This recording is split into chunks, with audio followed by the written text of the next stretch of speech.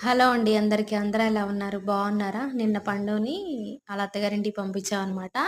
తను పంపించేటప్పుడు sir తీసుకురమ్మన్నారు. Sir అయితే తీసుకెళ్ళాము.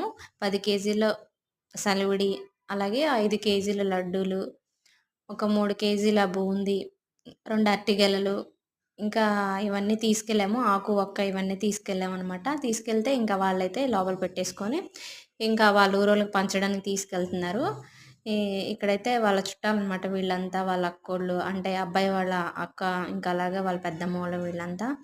ఇంకా ఫస్ట్ ఎటు నుంచి తీసుకెళ్ళాలని చెప్పేసి మాట్లాడుకుంటున్నారు వీళ్ళైతే చక్కగా. అందరూ పంచుకుంటున్నారనమాట.